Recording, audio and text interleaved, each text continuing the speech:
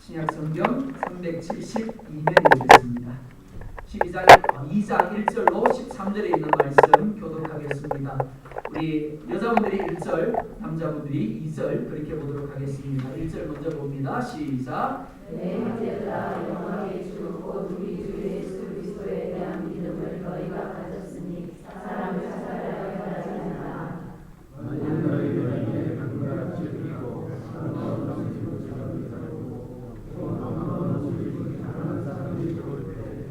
너희가 아름다운 옷을 입은 자를 눈여겨보고 말하되 여기 좋은 자리에 앉으소서 하고 또 가난한 자에게 말하되 너는 어디서 있든지 내 발등상 아래에 앉아 하면 너희끼리서 찾아가며 한 사람으로 내 사랑하는 형제들아 들을지어다. 하나님이 세상에서 가난한 자를 찾아사 믿음에 유하게 하시고 또 자기를 사랑하는 자들에게 약속하신 나라를 상속으로 받게 하지 아니하셨느냐. 너희는 도리어 가난한 자를 없으니까 그들은 너희를 어려하며 정욕으로 받지 아니하느냐. 그들은 너희에게 대하여 이루는 바 그 아름다운 이름을 지망하지 아니하느냐. 너희가 만일 선생이 기록된 대로 내 이웃 사랑하기를 내 몸과 하신 최고의 법을 지키며 잘하는 것이지만 만일 너희가 사람을 차별하여 대하면 죄를 짓는 것이니 율법이 너희를 범법자로 정죄하리라. 누구든지 율법을 지키다가 그 하나의 법을 하면 모든 법을 나가 되나니 가난한 자가 하시가 또한 살인한 자가 하셨은즉 내가 비록 가난하지 아니하여도 살인하면 율법을 범한 자가 되느니라. 너희는 자신의 율법대로 신방을 같이 봅니다. 그들을 가지게 자에게 이런 심판이 있으리라. 그들은 심판을 이기고 자랑하느니라. 아멘. 제목 같이 읽어봅니다. 시작. 사랑은 차별하지 않는 것이다. 자, 우리 옆사람 보면서 고백하겠습니다. 사랑으로 차별하지 않겠습니다. 정말 그렇게 할 수 있기를 원합니다. 자, 우리 또 영상 보겠습니다.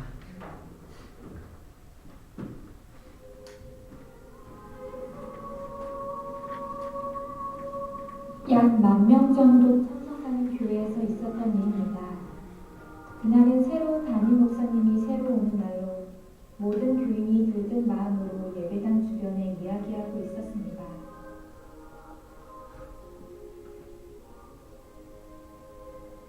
예배 시작 30분 전에 아주 냄새를 지독하게 풍기는 한 거지가 교회에 나타나서 주변을 돌아다니며 자신에게 먹을 것을 사기 위해 돈을 달라고 했습니다.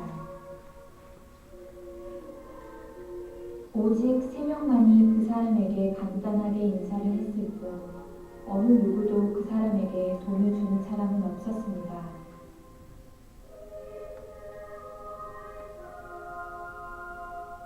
예배를 드리기 위해 그 사람은 맨 앞자리에 앉아서 기다리고 있었습니다. 그런데 사람들이 당신은 앞에 앉을 수 없다면서 맨 뒷좌석으로 안내해 주었습니다. 그는 아무 말 없이 그 자리에 앉았습니다. 찬양이 끝나고 교회 장로님이 나와 새로 오신 담임 목사님을 소개합니다. 우리의 새로운 목사님은 예레미야 스테피크입니다. 나오셔서 설교해 주시겠습니다. 할 때 모든 성도들이 다 일어나 목사님을 환영하는 박수를 쳤습니다.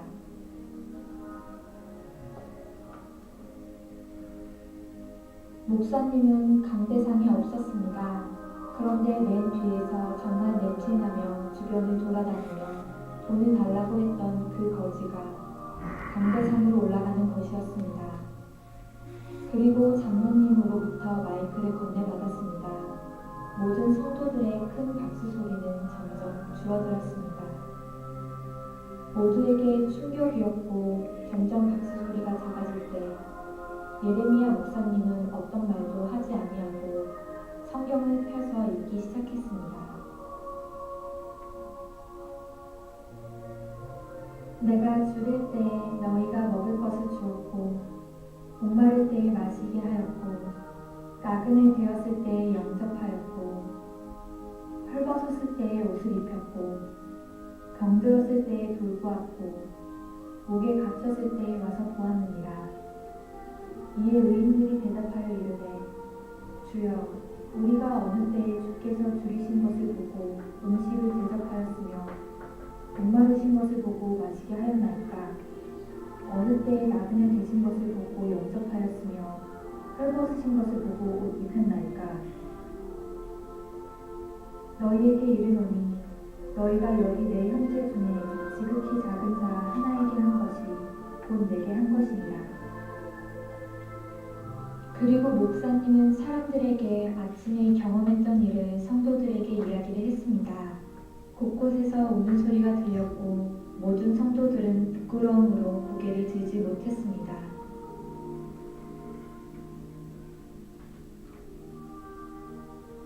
목사님은 마지막으로 말합니다.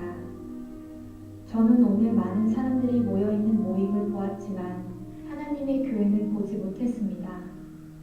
세상에 사람은 많지만 예수님의 제자는 충분하지 않습니다. 여러분은 언제 예수님의 제자가 되시기를 원하십니까? 당신은 예수님의 제자의 길을 이제 함께 걸어가시겠습니까? 당신이 섬겨야 할 예수님은 지금 어디에 계십니까?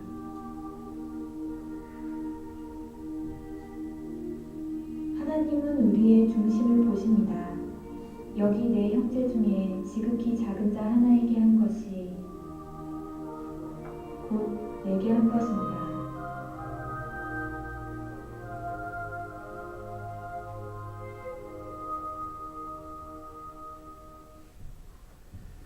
사랑은 차별하지 않는 것이다라는 제목 하나님 말씀 증거하도록 하겠습니다. 교회는 건물을 가리키지 않습니다. 교회는 세상을 향하여 천국의 모습을 보여주고 하나님의 뜻을 이루기 위하여 하나님이 택하신 이들의 모임입니다. 하지만 이 지상교회는 완전하지 않습니다. 그러나 동시에 완전함을 향하여 나아가고 있는 교회입니다. 가끔 우리는 이런 소리를 듣습니다. 교회가 왜 저래? 믿는 사람들이 왜 저래? 그 이유는 지상교회가 불완전하고 미완성의 교회이기 때문에 그렇습니다. 그러나 그 교회는 지금도 완성을 향하여 나아가고 있는 게 있습니다. 이는 초대교회도 마찬가지였습니다. 사도행전 2장 47절을 보면 또 온 백성에게 칭송을 받으니 라고 말씀을 합니다. 5장 13절에서도 백성이 칭송하더라 라고 말씀을 합니다. 얼마나 좋은 교회입니까? 그래서 저마다 초대교회를 본받자 라고 이야기를 합니다. 하지만 그렇다고 해서 초대교회가 완전한 교회는 아니었습니다. 사도행전 6장 1절을 보면 이렇게 말씀을 합니다. 그때 제자가 더 많아졌는데 헬라파 유대인들이 자기의 과부들이 매일의 구제에 빠짐으로 히브리파 사람을 원망하니. 초대교회 안에는 크게 두 종류의 사람들이 있었습니다. 하나는 이스라엘에서 태어나서 자란 히브리파 사람들이고 또 하나는 유대인이지만 다른 나라에서 태어나서 자라다가 이스라엘로 돌아온 유대인들입니다. 이들은 자라온 배경이 달랐기 때문에 히브리파 유대인들은 주로 아람어를 사용을 했습니다.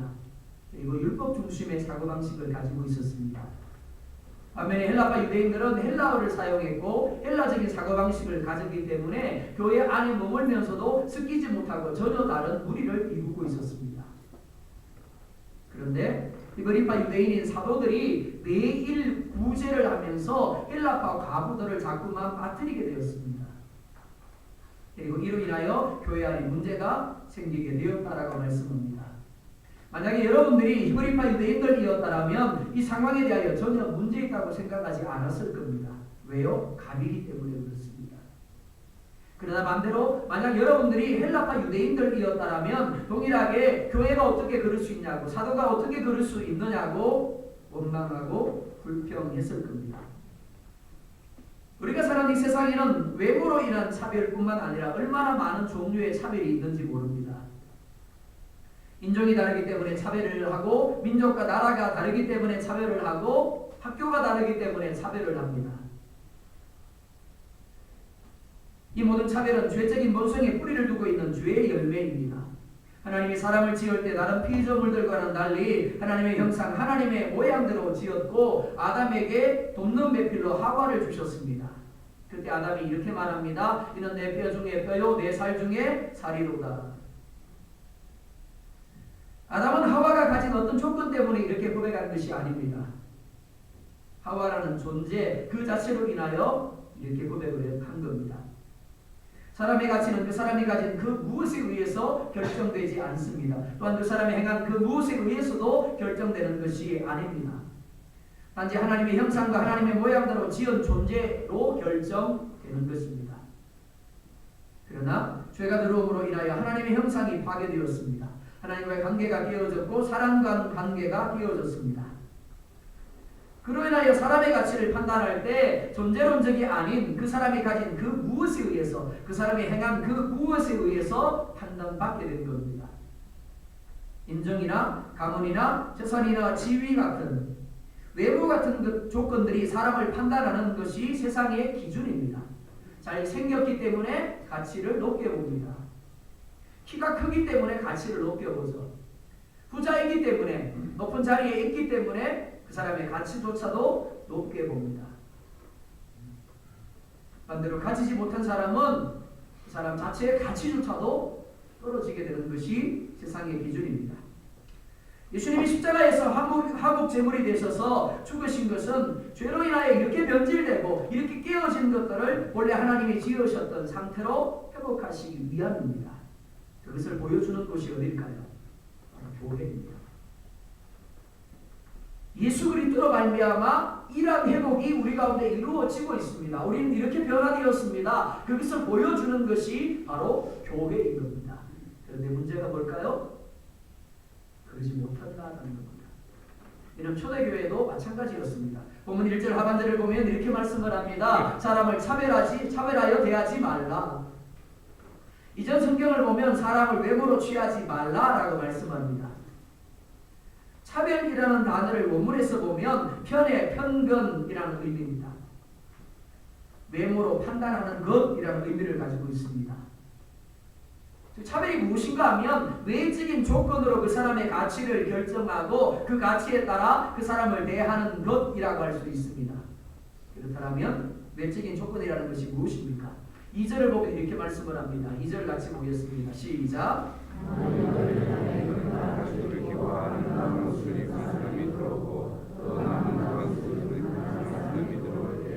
아멘. 금가락지를 끼고 아름다운 옷을 입은 사람과 남다운 옷을 입은 가난한 사람을 대조적으로 말씀하고 있습니다. 문자적으로 본다라면 부자와 가난한 사람이라고 할 수 있습니다. 하지만 이는 모든 영역에 있어서 가진 자와 그렇지 못한 자를 대표한다라고 할 수 있습니다. 남자 여러분 한번 대답해 보시겠습니까? 키가 크고 아주 예쁜 여자분이 있습니다. 키가 작고 아주 못생긴 여자분 두 분이 함께 들어오고 있습니다. 누구에게 눈이 가시나요? 자, 여러분들 모두에게 묻습니다. 제가 1부 예배 때도 동일하게, 우리 아동부 교사 때도 동일하게 물었습니다. 우리 새로 오신 이영건 대사님 아시죠? 자, 이영건 대사님이 들어옵니다. 반면에 대사관에 있는 행정원 중에 하늘 자매가 들어옵니다. 두 사람이 들어옵니다. 누구에게 눈이 가시나요? 뭘 물어요, 그죠?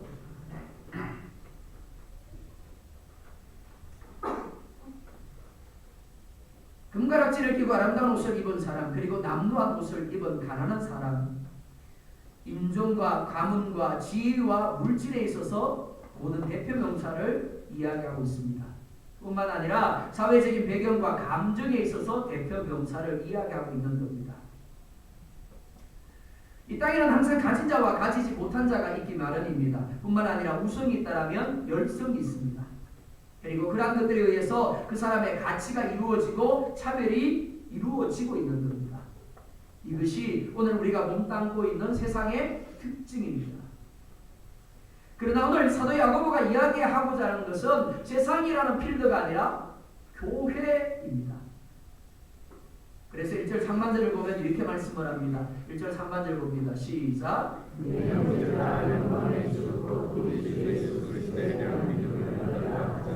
아멘. 믿음을 가졌으니 라고 말씀을 합니다. 그런데 그냥 믿음이 아니고 영광의 주 곧 우리 주 예수 그리스도에 대한 믿음을 가졌다라고 말씀을 합니다. 예수님은 하나님이십니다. 그런데 그 하나님이 피조물의 형상을 입으시고 이 땅에 오셔서 멸시와 조롱을 받으셨습니다. 그리고 저주를 받으시고 십자가에서 죽으심으로 하나님 아버지의 뜻을 이루었습니다. 그 결과가 무엇입니까? 성경은 그가 영광의 주가 되었다라고 말씀합니다. 낮아짐으로 그가 영광의 주가 되었다라고 말씀합니다. 특별히 고린도전서 2장 8절을 보면 이렇게 말씀을 합니다. 같이 봅니다. 시작. 이 시대는 이 세대의 통치자들이 항상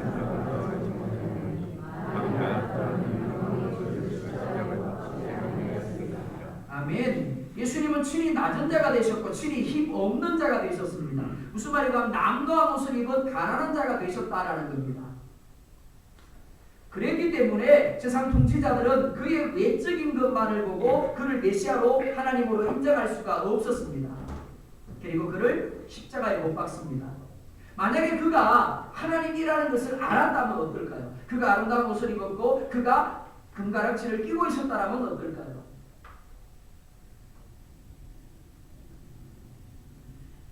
기독교는 예수 그리스도의 낮아짐의 구속 사역을 바탕으로 합니다. 예수님의 낮아짐이 없었다라면, 예수님이 남다운 옷을 입지 아니하고 예수님이 가난한 자가 되지 않았다라면 기독교가 없는 겁니다. 우리의 구원도 없는 겁니다. 따라서 우리가 예수님을 믿는다라면 결코 사람을 외적인 조건으로 판단해서는 안 되는 겁니다. 사람을 외적인 조건으로 판단하는 것은 곧 예수 그리스도의 구속 사역을 멸시하는 것이고 철저하게 낮아지신 예수 그리스도를 멸시하는 것이 되는 겁니다. 미리 마태복음 25장 40절은 이렇게 말씀을 합니다. 너희가 여기 내 형제 중에 지극히 작은 자 하나에게 한 것이 곧 내게 한 것입니다. 그럼에도 불구하고 교회 현실은 그렇지 못합니다. 교회는 누구나 올 수 있습니다. 부자든지 가난한 자든지 아름다운 옷을 입은 사람이든지 남다운 옷을 입은 가난한 사람이든지 모든 사람이 죄인이기 때문에 예수님의 구속이 필요하고 누구든지 교회로 나와야 합니다. 그리고 구원함을 받아야 하는 겁니다. 하지만 아름다운 옷을 입은 사람과 남다운 옷을 입은 사람이 교회에 왔을 때 교회 안에 있던 이들이 대하는 태도가 같지 않더라라는 겁니다. 대사람이 올 때와 행정원이 올 때 대하는 게 달라요.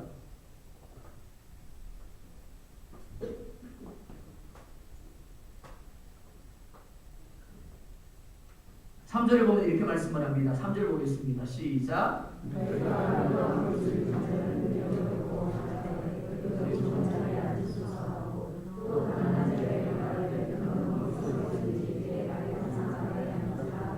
아멘. 아름다운 옷 입은 자를 눈여겨보고 라고 말씀을 합니다. 이 말은 관찰하다, 마음을 쓰다 라는 의미입니다. 아름다운 옷을 입은 사람에게는 내가 마음을 다해서 그를 어떻게 해요? 영접했다라는 의미입니다. 그렇게 하는 이유가 무엇입니까? 그 사람 자체 때문에요? 아니요. 그 사람이 입은 옷 때문입니다. 그 옷이 아름다웠기 때문입니다. 아름답다라는 말은 빛나다, 번쩍이다, 화려하다라는 의미입니다. 그 사람이 문제가 아니라 그 사람이 입은 옷이 그러했다라는 겁니다. 그러니까 그 사람의 가치는 뭐에 있다고요? 옷에 있는 겁니다. 그래서 그 사람에게 이렇게 이야기합니다. 좋은 자리에 앉으십시오. 반면 가난한 사람은 그가 남과 옷을 입었기 때문에 그 사람 자체도 어떻게 되더라고요? 남노한 가치가 매겨지게 되는 겁니다. 그러다 보니까 뭐라 그랬다고요? 저 멀리 서 있거나 발등상 아래 앉든지 네 마음대로 해. 즉 권력과 부를 상징하는 금가락지와 아름다운 옷을 입은 사람들은 예배시에 존경을 받는 자리인 설교자와 가까운 자리에 안내되어 앉았고, 가난한 사람들은 설교자로부터 멀리 떨어진 자리에 서 있든지 마치 전쟁에서 패배한 패배자처럼 굴욕을 당하는 발등상 아래에 앉으라고 무시하게 되었다는 겁니다. 초대교회에 왜 이런 일들이 일어났을까요? 원래 초대교회는 직분에 따라 앉는 자리가 달랐다라고 이야기를 합니다. 우리 네 분이 맨 앞자리에 앉아 계시는데 초대교회는 이 자리가 누구의 자리일까요? 장로님들의 자리였어요. 그러니까 신앙이 제일 좋은 자리, 제일 좋은 사람들이 앉는 자리가 맨 앞자리였습니다. 그 다음에 지식적으로 좀 많이 아는 사람들, 그 다음에 신앙생활을 별로 하지 않은 영적으로 떨어지는 사람들을 차례대로 앉혔습니다. 이게 처음 초대교회의 모습이었어요. 근데 시간이 흐르면서 이게 변질되어져 버린 겁니다. 신앙의 영적 성숙을 가지고 한 것이 아니라 그 사람이 어떤 외적인 조건을 따라서 앞자리에 앉혔어요. 좋은 자리에 앉혔습니다. 그런 차별이 이루어지기 시작했다는 겁니다. 그런데 문제는 초대의 교회만 그런 것이 아니라 이 시대 교회 안에도 여전히 이러한 차별이 존재하고 있다는 겁니다. 부자와 가난한 자는 물론이고 명예를 가진 자와 그렇지 못한 자에 대한 차별도 있습니다. 무엇보다 심각한 것은 감정의 차별입니다. 그게 무엇인가 하면 내 마음에 드는 사람과 들지 않는 사람에 대한 차별이 심각하다라는 겁니다. 내 마음에 드는 사람이 오면 반갑게 쫓아가서 맞습니다. 반면에 내 마음에 들지 않는 사람은 어떻습니까? 내 감정에 들지 않는 사람은 오는지 안 오는지 관심도 두지 않습니다.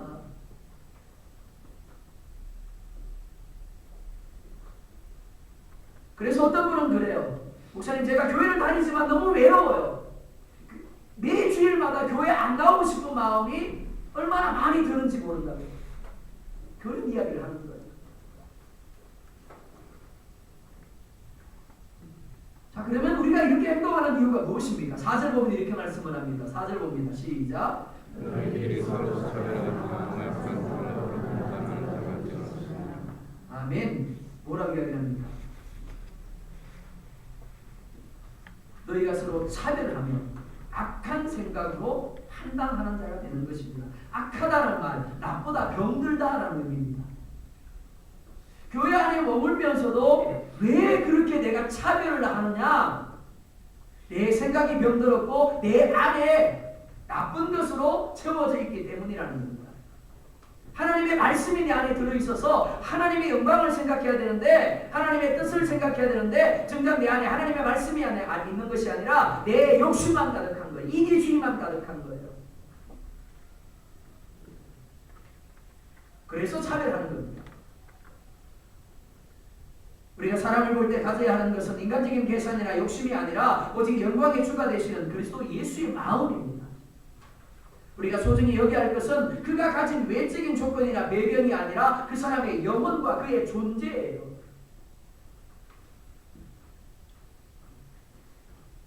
주님은 한 마리 잃어버린 양을 찾기 위해서 기꺼이 99마리의 양을 들에 버려두셨습니다.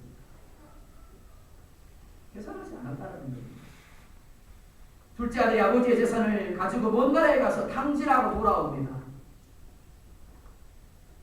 아버지가 그를 책망했나요? 아닙니다. 오히려 그가 돌아왔음에 기뻐하고 살찐 송아지를 잡고 신을 숨기고 가락지를 그 손에 끼워 주었다라고 말씀합니다.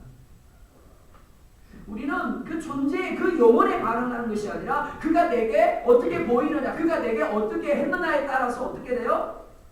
아름다운 옷을 입은 사람을 되게 하기도 하고 남다운 옷을 입은 사람 되게 하기도 하는 겁니다.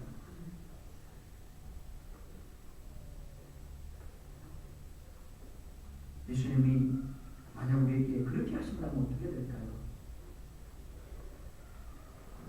예수님 우리가 가진 어떤 조건 때문에, 우리가 어떤 자격 때문에, 우리가 주님에게 행하는 어떤 일 때문에 반응하시는 것이 아니라 우리의 존재와 우리의 영혼 때문에 낮아지셨습니다. 가난한 자가 되셨고 힘없는 자가 되셨고 십자가에서 죽으신 겁니다. 사람이 사람의 가치를 가지는 것은 하나님의 형상대로 지음받은 존재이기 때문이지 그가 어떤 배경을 가졌기 때문이 아닙니다. 그가 어떤 일을 하기 때문이 아닙니다.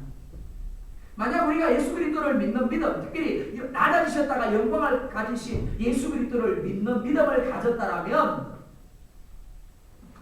세상과 다른 시각, 세상과 다른 가치 판단의 기준을 가지고 차별하지 말아야 합니다. 저는 부자와 가난한 자, 명예와 그 모든 것들에 대해서는 이야기하지 않겠습니다. 감정의 차별을 하지 말아야 합니다. 그 감정의 차별이 하나님이 수없이 역사하셔서 겨우 교회 안에 들어오게 만드는 사람을 다시금 세상 밖으로 나가게 하는 거예요. 둘째로 우리가 차별하지 말아야 될 이유를 5절은 이렇게 말씀을 합니다. 5절 같이 보겠습니다. 시작.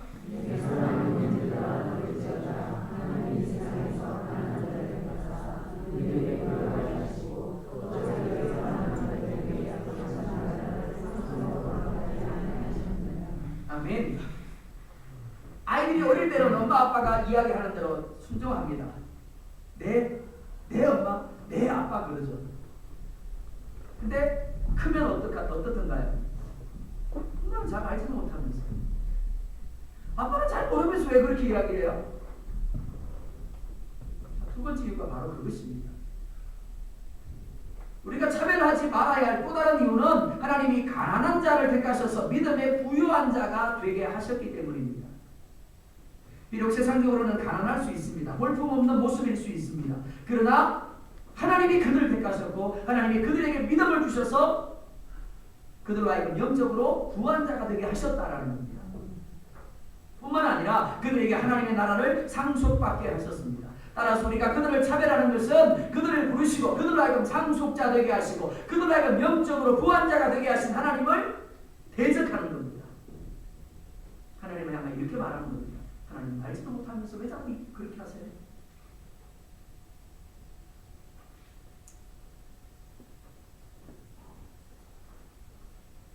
우리가 예수님을 믿는 것은 하나님의 가치관을 배우는 겁니다. 하나님의 마음을 배우는 겁니다. 하나님의 감정을 배우는 겁니다. 하나님은 사람을 외모로 취하시지 않습니다. 만약 하나님이 우리를 외모로 판단하시고 취하셨다면 우리 중 대부분이 이 자리에 없을 겁니다. 따라서 우리도 외적으로 드러난 것을 가지고 판단해서는 안 되는 겁니다. 하나님께서 우리를 얼굴이나 신분, 능력, 입은 옷, 재산 등으로 판단하지 아니한 것처럼 우리도 그들을 외적인 것으로 판단하지 말아야 합니다. 오직 주 안에서 하나님께서 부르셔서 부유한 자가 되게 하시고 형제, 자매가 되게 하신 존재로만 구원합니다. 그래서 주님은 이 몸을 사랑하는 것처럼 사랑하라고 합니다. 8절 같이 보겠습니다. 시작.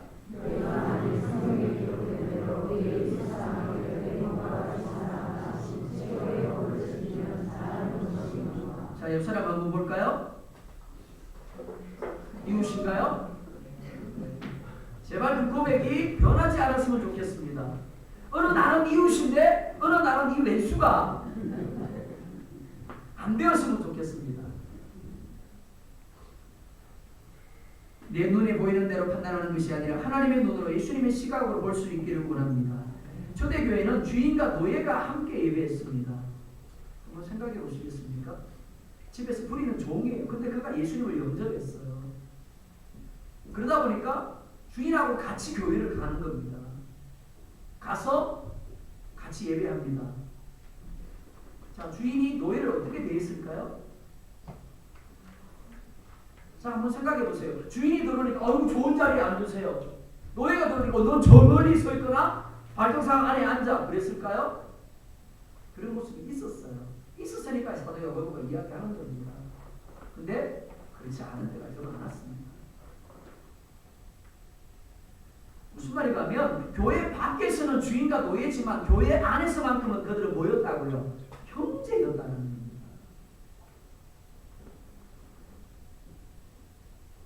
우리도 마찬가지입니다. 제가 여기 와서 놀란 것이 있습니다. 그게 무엇이냐면 교회 밖 직장에서의 직함이 교회 안에서 똑같이 불리어지고 있더라는 겁니다.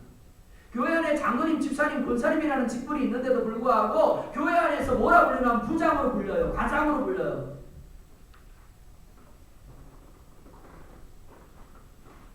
한번 생각해 보실래요? 우리 칠레에 가 계시는 우리 정집사님 매주 나오셨잖아요. 대사관 직원이 나와가지고 어떨까요? 대사님 그러면 그 주일날도 일하게 되는 거예요. 직장이 되는 겁니다.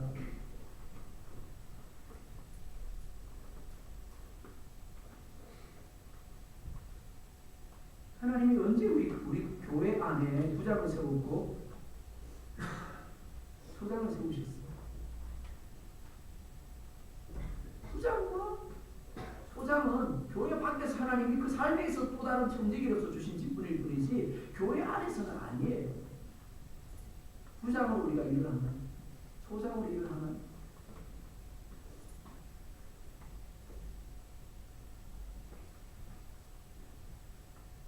그만이 아닙니다. 분명히 권사님, 집사님이 있는데 언니 동생이에요. 언니 동생이 좋을 때는 좋아요. 근데 한번 꼬이면 어떻게 되나요? 얼굴 안 보입니다. 말도 안 해요. 같은 교회 안에 있습니다. 그게 언니 동생의 문제예요. 우리는 예수 그리스도 피로 형제 자매가 되어졌고요. 그리고 장로님으로 권사님으로 안수집사님으로 각 교회를 섬기고 있는 겁니다. 근데 하나님이 주신 직분이 있는데도 불구하고 아무개야. 그리고 언니예요.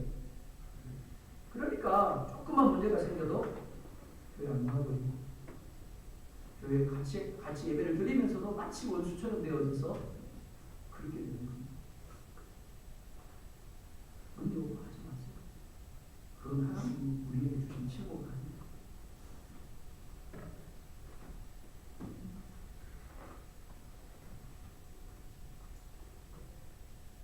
직분이 있을 때는 직분을 붙여서 부르시기 바랍니다. 장로님, 권사님, 집사님을 부르세요. 직분이 없으면 형제님, 자매님, 그리고 성도를 부르세요. 성도님하고 부르시면 되는 겁니다.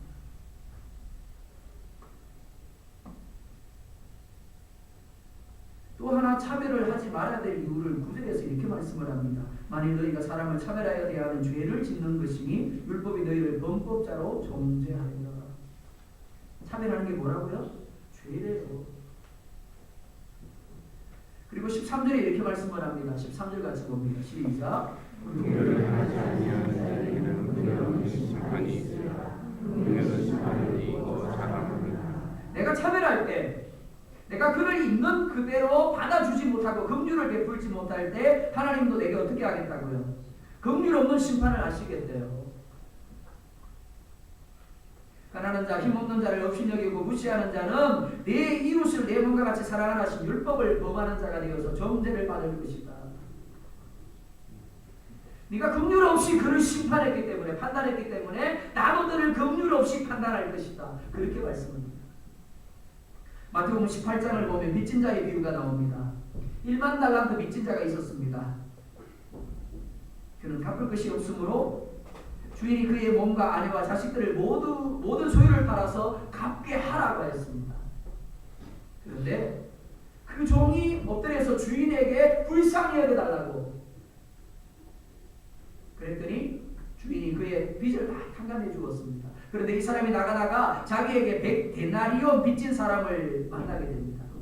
똑같은 이야기를 듣습니다. 내가 지금 갚을 형편이 못 되니까 나를 불쌍히 여겨달라고. 그러면 당연히 1만 달란트 빚진 것을 탕감받았으니까 탕감해줘야 맞잖아요. 무슨 말이냐면 10억 빚을 탕감받은 사람이 100만 원 빚진 사람을 만난 거예요. 쉽게 이야기하면. 근데 어떻게 했다고? 때리고 옥에 가두었대요. 그리고 그 이야기를 들은 주인이 노하여 내 동료를 내가 너를 불쌍히 여긴과 같이 너도 내 동료를 불쌍히 여김이 마땅하지 아니하냐 하고 노하여 그 사람을 옥졸에게 넘겼더라. 이렇게 말씀합니다. 마태복음 18장 35절은 이렇게 말씀을 합니다. 같이 봅니다. 시작.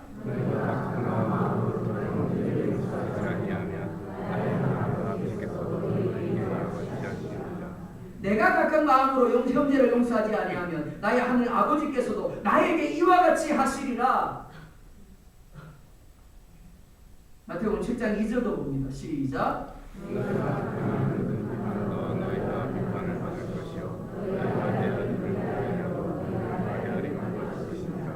하나님은 우리를 대하실 때 결코 외모를 가지고 판단하지 않으십니다. 존재론적으로 우리를 대하십니다. 우리가 외적인 그 어떤 것을 갖추기도 전에 이미 하나님은 우리를 당신의 자녀로 택하셨습니다.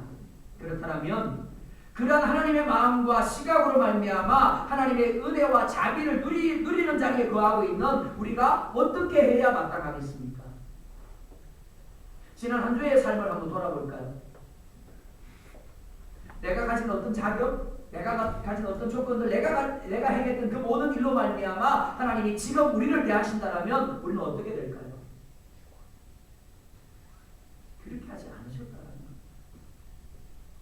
그럼에도 불구하고 하나님은 단지 나의 영혼, 존재론적으로만 나를 보시고 너 사랑해, 잘했어 안아주셨다라는 겁니다. 판단하지 않으셨다는 겁니다. 마땅히 우리도 하나님처럼 어떤 사람을 대하든지 온천하보다 더 귀한 한 영혼의 소중함을 인식하며 주님이 우리를 위하여 자신을 내어주셨듯이 우리 또한 그를 용납하고 그에게 우리 자신을 내어주어야 마땅한 거예요. 우리의 생각을 내어주세요. 우리 감정을 내어주세요. 내 손을 내어주어야 마땅한 겁니다. 교회에 누가 올까요? 여러분들 왜 이 교회에 오셨어요? 할 일 없으니까. 그런가요? 아니요. 물론 안 그런 사람도 있을 수 있습니다. 하지만 대부분의 사람들은 세상에서 더 이상 기댈 것이 없고 세상에서 소망을 찾을 수 없기 때문에 교회를 마지막 보루라고 생각하고 나와서 위로를 기대하는 겁니다. 근데 나왔더니 어떻게 해요? 너는 남루한 옷을 입었으니까 저 뒤에 가서 서 있든지 발등 상아리 앉든지 네 마음대로 해. 그럼 어떨까요? 차별하지 않는 것은 하나님의 명령입니다. 무슨 말이냐면 해도 되고 안 해도 되는 것이 아니라는 겁니다. 저 사람은 내 마음에 드는 사람이기 때문에 잘해주고, 저 사람은 부자이고, 저 사람은 명예를 가진 높은 사람이기 때문에 잘해주고, 저 사람은 내 마음에 안 들어. 저 인간 왜 우리 교회 와? 그러니까 매주 꼴보기 싫어 죽겠어. 고개도 안 돌려. 그게 뭐라고요? 차별이야. 그게 죄라는 거예요. 거기에 대해서 하나님이 똑같이 하시겠다고 말씀하십니다.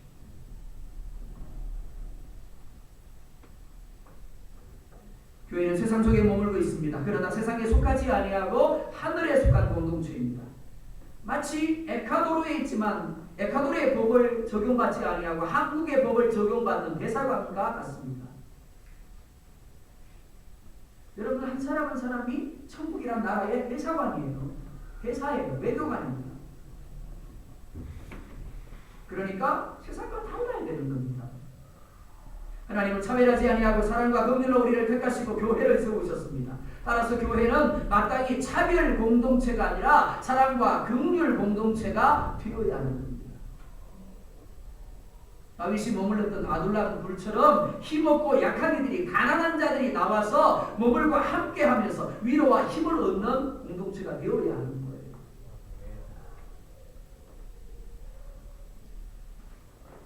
이를 위해서 우리가 항상 잊지 말아야 할 것이 있습니다. 그것은 지극히 작은 자에게 한 것이 나에게 한 것이라고 하신 주님의 말씀입니다.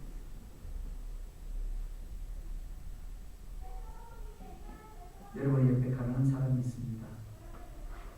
믿음에 있어서, 건강에 있어서, 물질에 있어서, 명예에 있어서, 그리고 감정에 있어서 가난한 이가 있습니다.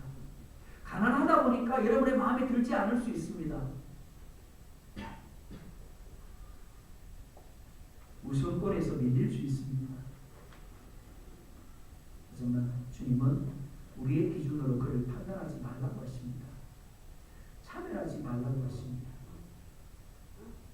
우리가 그렇게 하는 이유는 하나님이 먼저 우리가 가진 조건으로 판단하지 않으셨기 때문이고 차별하지 않으셨기 때문이고 도리어 긍휼히 여기시고 사랑해 주셨기 때문에. 가난하다는 것은 부족하다는 의미입니다. 무슨 말이냐면 내가 차별해야 될 대상이 아니라 내가 더 주어야 될 대상입니다. 내가 보기에 가난해 보이죠? 그만 먼저 다가가셔야 했어요. 내 사랑이 필요하다고, 내 마음이 필요하다고, 내 감정이 필요하다고 생각하고 다가가세요. 내가 가난한 자였기 때문에 하나님이 예수님을 내게 보내주신 것처럼 이제 나도 내 옆에 있는 누군가 그 가난한 사람에게 예수님처럼 다가가는 겁니다. 그리고 손을 내밀어주세요. 찬타가처럼 들이대주세요.